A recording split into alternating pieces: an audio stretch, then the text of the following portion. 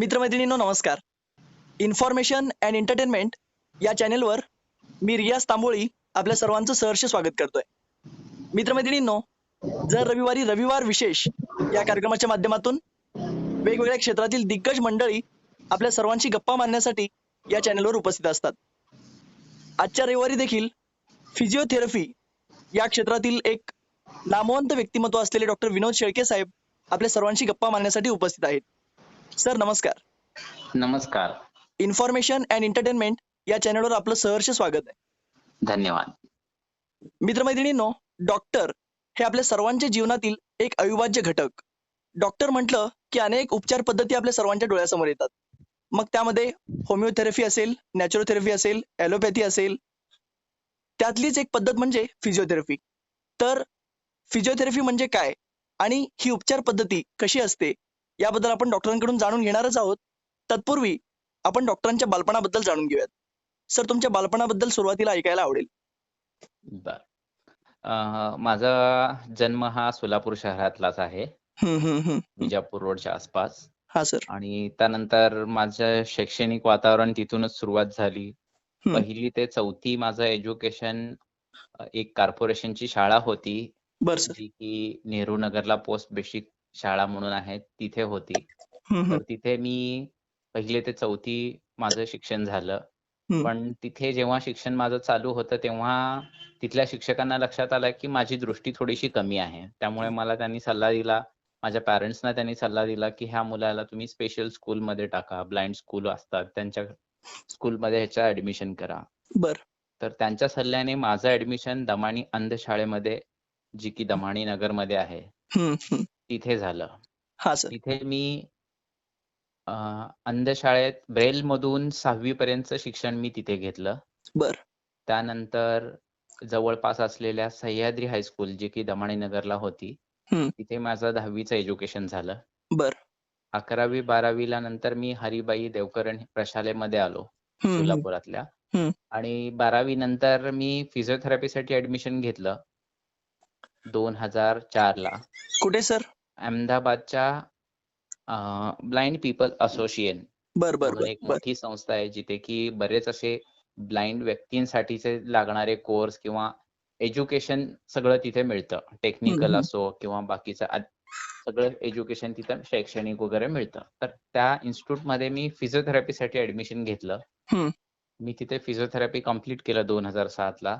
बर. आणि त्यानंतर मी तेव्हापासून आजपर्यंत फिजिओथेरपिस्ट म्हणून सोलापूर शहर इथे काम करतोय. वा. मित्रमैत्रिणींनो, आताच आपण डॉक्टरांच्या बोलण्यातून ऐकलं, डॉक्टरांना अल्पदृष्टी असूनही त्यांनी या क्षेत्रात एक दैदिप्यमान असं यश मिळवलेलं आहे. 2007 पासून ते आज 2020 पर्यंत अनेक रुग्ण या सरांच्या उपचार पद्धतीतून बरे झालेले आहेत. तर सर, मी या अनुषंगाने असं विचारेन की फिजिओथेरपी म्हणजे काय आणि ही उपचार पद्धती कशी असते? फिजिओथेरपी ही उपचार पद्धती थोडीशी इतर डॉक्टरांपेक्षा वेगळी असते. ह्याच्यामध्ये भौतिक साधनांचा वापर केला जातो. ह्या थेरपीमध्ये औषधाचा वापर केला जात नाही. ह्याच्यामध्ये बऱ्याच व्यायामाच्या पद्धतींचा अभ्यास केलेला असतो. आपल्या सामान्य लोकांना योगा, प्राणायाम किंवा आपण शाळेतल्या काही एक्सरसाइज, कसरती करत होतो, ज्याला की आपण पीटी, फिजिकल ट्रेनिंग घेत होतो. तर ह्या सगळ्या गोष्टींचा समावेश होतो. ह्या थेरपीतून भौतिक साधनांचाच वापर केला जातो आणि कमीत कमी वेळेत, कोणत्याही त्रासाविना, कोणत्याही औषधाविना, ऑपरेशन शिवाय किंवा कोणत्याही औषधाशिवाय सहज, सोप्या आणि लवकरात लवकर ट्रीटमेंट करणं शक्य असतं. तर ह्या पद्धतीमध्ये मग व्यायामाच्या बऱ्याच टेक्निक्स असतात, त्या पद्धती असतात, त्याचा अभ्यास असतो. तो अभ्यास केल्यानंतर त्या टेक्निक्सद्वारे पण ट्रीटमेंट केली जाते आणि सोबत सोबत काही मशीनचा पण वापर केला जातो. फिजिओथेरपीमध्ये बरेच असे इलेक्ट्रिकल किंवा मॅन्युअल असे बरेच इक्विपमेंट्स आहेत. तर त्याच्यामध्ये पण व्यायामाच्या द्वारे ह्या सगळ्या रुग्णांचा इलाज केला जातो. डॉक्टर साहेब, असं म्हटलं जातं, कोणत्याही थेरपीपेक्षा सिंपथी आणि एम्पथी म्हणजे सहानुभूती आणि अनुभूती ही प्रत्येक डॉक्टरला रुग्णासाठी खूप महत्वाची असते. कारण रुग्णाशी आपुलकीची चौकशी आणि अदबीनं बोलणं, त्यातूनच त्या रुग्णाचा अर्धा आजार बरा होतो असं म्हटलं जातं. तर त्यातून बरोबर. तुमचा तर इतका दांडगा अभ्यास आहे या क्षेत्रात. 2007 पासून ते 2020 तागायत अनेक रुग्ण तुम्ही बरे केलेले आहेत. तर हं. सर मी याच अनुषंगाने असं विचारेन, मसाज आणि ॲक्युप्रेशर हं. या पद्धतीचा यामध्ये काय समावेश असतो का? मसाज आणि ॲक्युप्रेशर ह्या पद्धतीचा देखील अभ्यास ह्याच्यामध्ये असतो. बरं, बरं, एक बरं. जसे बाकीचे आपल्याला ॲडिशनल कोर्सेस जसे असतात, हं, हं. तसे मसाज आणि ॲक्युप्रेशर ह्या कोर्सेसचा देखील ह्याच्यामध्ये समावेश असतो. बरं. आणि एक पाठ जसं की काही एका विषयामधला काही एक धडा म्हणून जसं की आपण शिकतो, हो. तसा एक मसाज म्हणून पण असतं आणि ॲक्युप्रेशर, ॲक्युपंक्चर ह्या गोष्टींचा देखील अभ्यास ह्याच्यामध्ये असतो. हं, हं, हं. ह्या सगळ्या गोष्टींचं कॉम्बिनेशन करून व्यायाम म्हणा, मसाज म्हणा हं. किंवा ॲक्युप्रेशर, ॲक्युपंक्चर बरं. किंवा मॅन्युअल टेक्निक्स ह्या सगळ्यांचा एक समाविष्ट अभ्यास असतो. हं, हं. तो फिजिओथेरपी म्हणून ओळखला जातो. बरं, बरं, बरं, बरं. म्हणजे मसाज आणि ॲक्युप्रेशर हा एक पार्ट मानला जातो. बरं. तर तो देखील ह्याच्यामध्ये इन्क्लूड आहे. हं, हं, हं. हं. मग डॉक्टर साहेब या पद्धतीत प्रत्येक आजार आणि प्रत्येक अवयवाला म्हणजे महत्त्व ठरू शकतं का या पद्धतीने? फिजिओथेरपीमध्ये प्रत्येक अवयव माणसांच्या हालचालींशी संबंधित बरं, बरं, बरं. ज्या काही आजारांचा समावेश आहे, त्या हं. सगळ्या आजारांचा फिजिओथेरपीमध्ये समावेश होतो. म्हणजे हं, हं, सामान्य हं. जीवन जगण्यासाठी माणसाला ज्या काही आजारांमुळे अडथळा येतात, बरं. अशा आजारांची ट्रीटमेंट हं. कोणत्याही साइड इफेक्ट शिवाय विना त्रासाने करता येणं शक्य आहे फिजिओथेरपीद्वारे. बरं, बरं, बरं, बरं. डॉक्टर साहेब सध्या कोरोना या आजाराचा प्रादुर्भाव सर्वत्र आहे. तर हं. घरगुती उपचार म्हणजे या पद्धतीमध्ये मोडतात का? हो, हो. हां. सगळ्यात महत्त्वाचा आता सध्याचा जगभर चाललेला विषय म्हणजे कोरोना आणि कोरोना. त्याच्याबद्दल पसरलेली भीती. हं. आता तर आपल्याला सगळ्यांनाच माहीत आहे, की त्याच्यावरती बऱ्याच देशांचं किंवा जगाचं काम चालू आहे, की लस मिळवणं वगैरे. हो. पण लस वगैरे ही अशा व्यक्तींना उपयोगाला येते, की ज्यांना होऊच नये आजार हं, किंवा हं, हं. झालेला असेल, तर त्यांच्यासाठी लस उपयोगाला येणार नाही. बरं, पण बरं. आता ती यायला बराच वेळ लागतोय. आतापर्यंत तो बराच पसरलाय. हं. तर फिजिओथेरपीद्वारे एक तर आपण आपली रोगप्रतिकारक शक्ती पण वाढवू शकतो. हो. त्याच्यामध्ये स्पेसिफिक जसं की आपण रेस्पिरेटरी सिस्टम म्हणतो, श्वसन हो, तंत्र. श्वसन संस्था. हां. श्वसन संस्थेचा आपण जर त्याची रोगप्रतिकारक शक्ती वाढवली, हं, त्याचा हं, हं. स्टॅमिना वाढवला, तर हं. देखील आपण ह्या आजाराचा सामना दृढतेने करू शकतो. हो. आणि जे काही व्यक्ती आता सध्या ह्या आजाराने ग्रस्त आहेत, काही आय-सी-यू मध्ये असतील, काही इतर ट्रीटमेंट्स घेत असतील, तर हां. अशा व्यक्तींचा देखील ह्याच्यामध्ये इलाज केला जातो. बरं, बरं, कोरोनातून बरं. बरं झाल्यानंतर देखील फिजिओथेरपीचा रोल राहतो. हं, हं, हं, हं. तर असा मोठा रोल ह्या कोरोनाच्या आजारांवरती फिजिओथेरपीचा आहे. जसं की आता सामान्य माणसाला कोरोनापासून जर दूर राहायचं असेल, तर हो. त्याने आपल्या श्वसन तंत्राची ताकद वाढवली पाहिजे. त्याच्यासाठी प्राणायाम करणं गरजेचं आहे. हं, हं. परत हृदयाची शक्ती वाढवण्यासाठी कार्डियाक एक्सरसाइज करणं गरजेचं आहे. बरं, बरं, बरं. लंग्स जसं की आपण त्याला फुफ्फुसे म्हणतो. फुफ्फुसे. फुफ्फुसाची हो सर. ताकद वाढवण्यासाठी पण आपल्याला बऱ्याच व्यायामांचा उपयोग होतो. हं. त्याच्याने आपण फुफ्फुसांची कॅपॅसिटी वाढवू शकतो. त्यातून होणारा ऑक्सिजनचा पुरवठा शरीराला जो आपण देत असतो, तो हो. देखील वाढवू शकत असतो. त्याचा निश्चितच परिणाम आपल्या रोगप्रतिकारक शक्तीवरती होतो. बरं, बरं, बरं, बरं. डॉक्टर साहेब आणि आपण एक अतिशय एखाद्या महत्त्वाच्या संस्थेबद्दल सांगितलात. त्याच हं, अनुषंगाने एक प्रश्न विचारू इच्छितो. ओके. तुम्ही आता जे श्वसन संस्थेबद्दल बोललात, हं, तर आपलं शरीर आणि आपलं हं, आरोग्य निरोगी राहण्यासाठी हं, श्वसन संस्थेसोबतच अजूनही काही संस्था कार्यरत असतात. हं, त्याबद्दलही तुमच्याकडून माहिती घ्यायला आवडेल. हं, तर मला आठवतात त्या 3 संस्था. हं, पहिली संस्था म्हणजे पचन संस्था, जिला हं. डायजेस्टिव्ह सिस्टम म्हणतात. हो. दुसरी संस्था रेस्पिरेटरी सिस्टम, जिला हं, श्वसन संस्था ज्याबद्दल तुम्ही आत्ता सांगितलं. बरोबर. आणि तिसरी अत्यंत महत्त्वाची संस्था म्हणजे रक्ताभिसरण संस्था, हं, जिला ब्लड सर्क्युलेटरी सिस्टम असं म्हणतात. हं, तर तर या तिन्ही संस्था नियंत्रित राहण्यासाठी हं. प्रत्येक व्यक्तीने काळजी कशी घ्यायला पाहिजे? एक तर कसं आहे, की प्रत्येक संस्थेचं वेगवेगळं कार्य आहे. बरं. हां. ह्या सगळ्या संस्था एकत्र जेव्हा काम करतात, तेव्हा आपलं शरीर हे संचालित राहतं. हो सर. अशा वेगवेगळ्या संस्थांचं वेगवेगळं कारण आहे. जसं हं. की श्वसन संस्थेचं काम आहे, की ऑक्सिजनचा पुरवठा शरीराला करणं, बरोबर. शरीरातलं कार्बन डायऑक्साईड बाहेर फेकणं. हं. तर ही जी क्रिया आहे, जर आपल्या फुफ्फुसांचे स्नायू जर अशक्त झाले, हो. तर ही क्रिया व्यवस्थित चालणार नाही. त्यासाठी त्या संस्थेला देखील आपल्याला योग्य प्रकारे सुदृढ ठेवणं पण गरजेचं आहे. बरोबर आहे सर. त्यासाठी पण एक्सरसाइज भरपूर असतात. पचन संस्था ही पण देखील खूप महत्वाची आहे, कारण आपण बऱ्याच वेळेला वाचलंय, ऐकलंय की आपण जे खातो हो, तसं आपलं शरीर बनतं. बरोबर आहे सर. तर ते खाल्लेलं पचणं देखील खूप गरजेचं असतं. आजकाल आपण मार्केटमध्ये बऱ्याच गोष्टी अशा भेसळ झालेल्या बघतो. हो सर. व्हेजिटेबल्स जसे ज्याला आपण भाजीपाला म्हणतो, त्यात देखील केमिकल किंवा इतर काही गोष्टींचा समावेश आपल्याला केल्याचा दिसतो. हो. तर ह्या सगळ्याचे दुष्परिणाम देखील वाढलेले आहेत. त्यामुळे पचन संस्थेवरती गंभीर परिणाम सुरू झालेत. त्यातून होणारे इतर आजारांचा पण प्रादुर्भाव वाढलाय. तर पचन संस्था देखील ही खूप महत्वाची आहे. पचन संस्थेला नियंत्रित करण्यासाठी काही असे स्पेशल एक्सरसाइजेस आहेत. बर. कॉमन एक्सरसाइज बऱ्याच जणांना माहित आहेत की चालण्या फिरण्याने पचन संस्था व्यवस्थित राहते. पण इतर देखील बरेच आतड्यांच्या हालचाली वगैरे ह्या सगळ्या गोष्टी भरपूर आहेत त्याच्यामध्ये. तर ह्या त्यातले काही देखील प्रकार गोष्टी सांगाल सर? हां. ह्याच्यामध्ये कसं आहे की सगळ्यात बेसिक गोष्ट आपल्याला माहिती आहे की ज्या व्यक्तीची हालचाल व्यवस्थित होते त्या व्यक्तीची पचन संस्था खूप चांगली असते. त्यासाठी चांगल्या प्रकारे वॉकिंग करणे, आहाराचं नियंत्रण हे पण खूप महत्वाचं असतं की बऱ्याच वेळेला आपण भरपूर खातो. बरोबर आहे सर. त्यामुळे त्याचं पचन पण व्यवस्थित होत नाही. तर त्याचं प्रमाण पण ठरलं जातं, किती खावं, कसं खावं, कोणकोणत्या गोष्टींचं सेवन आपण आपल्या आहारामध्ये करावं. दैनंदिन आहारात समावेश करावा. कशा पद्धतीने खावं, जसं की आपण लहानपणापासून ऐकत असेल की एक घास 32 वेळा चावून खावा. हो सर.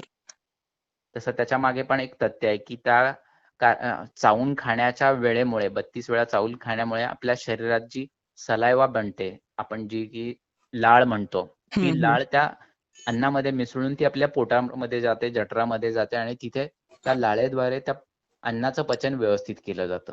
तर हा देखील एक फिजिओथेरपीचाच भाग आहे की त्या पद्धतीने जेवणं गरजेचं आहे. पोश्चर देखील महत्वाचा असतो व्यक्तीला. हो. जेवताना कसं असलं पाहिजे. तर ह्या सगळ्या गोष्टी देखील महत्वाच्या आहेत. आतड्यांचे काही एक्सरसाइज आहेत. बऱ्याच जणांना आता काही गॅसेसचा खूप त्रास होतो. बऱ्याच जणांना अपचन होतं, काही व्हॉमिटिंग होतात, काही काही जणांना उलटी आपण म्हणतो त्याला. हो. तर ह्या सगळ्या गोष्टी टाळण्यासाठी देखील पोटाचे स्नायू मजबूत करणे, पोटाच्या स्नायूंसोबत आपण आतले आतडे जे आहेत, आतड्यांचे स्नायू देखील मजबूत करतो.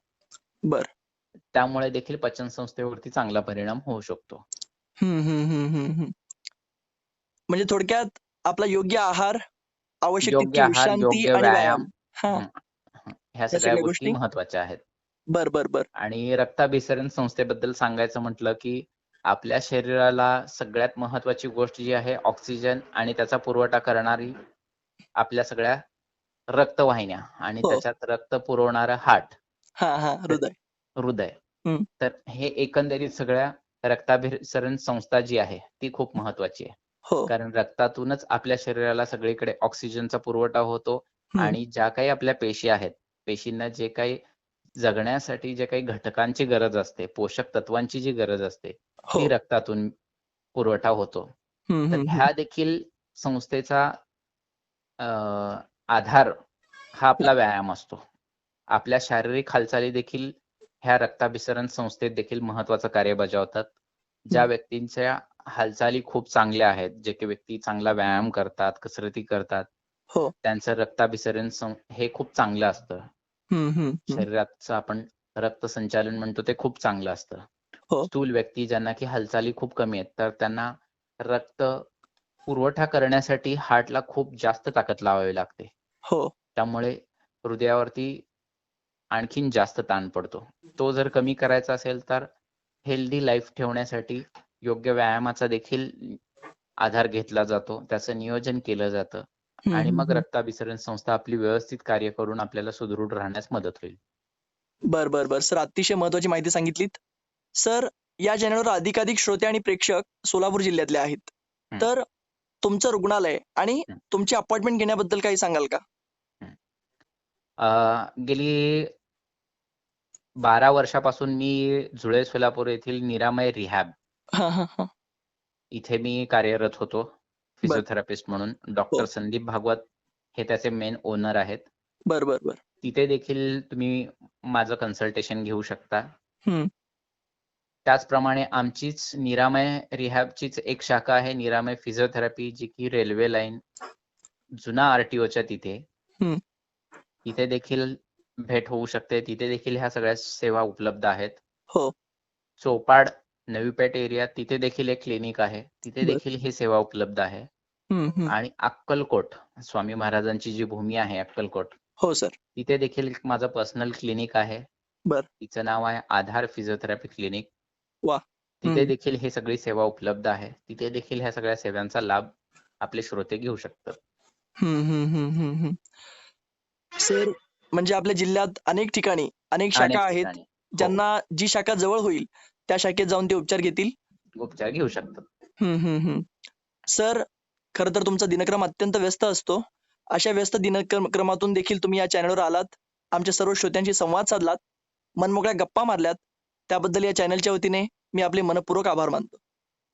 धन्यवाद. जाता जाता श्रोत्यांना एक सल्ला द्यावासा वाटतो. हा सर, बोला. आपले बरेच असे श्रोते आहेत की जे आता यंग असतील, पण त्यांच्या घरातले काही फॅमिली मेंबर जे काही वयस्कर असतील किंवा लहान असतील, हो. त्या सगळ्यांसाठी हा सल्ला उपयोगाचा असेल. आपल्या संस्कृतीमध्ये पहिल्यापासून व्यायामाचं महत्व खूप चांगलं आहे. हो. आपल्याला शालेय जीवनापासून व्यायामाची चांगली सवय झालेली असते किंवा त्याचा समावेश आपल्या शैक्षणिक वातावरणात केलेला असतो, आपल्या हो. आयुष्यात केलेला असतो. हो. पण काय होतं की जेव्हा आपलं शिक्षण संपतं, हम्म. जेव्हा आपण कामाला लागतो किंवा काही आपण व्यवसाय वगैरे करायला लागतो, त्यावेळेला आपण आपल्या शरीराकडे बरंच दुर्लक्ष करतो. व्यायाम करणं हे सगळ्यांना पटतं, सगळ्यांना समजतं, कळतं, पण वळत नाही. त्यामुळे सगळ्यांना असा सल्ला आहे की प्रत्येकाने योग्य व्यायाम करावा, त्याच्या क्षमतेप्रमाणे त्या व्यायामाची चांगली आखणी करून नित्य नियमाने व्यायाम करावं आणि स्वतःला सुदृढ ठेवावं. अतिशय आज बहुमूल्य असा कोरोनासारखा सल्ला. जो आजार आहे हा. तो आज आपल्याला या ना इतका गाडी. त्रास देऊन जातोय. असे काही बऱ्याच गोष्टी आहेत की ज्या आपल्याला त्रास देत आहेत. तर त्याच्याशी लढण्यासाठी आपलं शरीर हे सगळ्यात मजबूत असणं गरजेचं आहे आणि त्याची की तुमच्या हातात आहे. तुम्ही तुमच्या व्यायामाला योग्य आहार, योग्य व्यायामाने मजबूत, मेंटेन आणि निरोगी ठेवू शकता. वाह, अतिशय ह्याच्याकडे बहुमूल्य असा विशेष सल्ला. लक्ष देणं गरजेचं आहे. सर, जी वृद्ध मंडळी आहेत घरोघरी, तर त्यांना या आजाराची लागण लवकर होते असं म्हटलं जातं. मग त्यांच्यासाठी काही विशिष्ट व्यायाम वगैरे असतात का, आहेत का? त्यांच्यासाठी आपण सामान्य म्हटलं की जसं की आता प्राणायाम हा सगळ्यात महत्वाचा व्यायाम आहे त्यांचा. बर.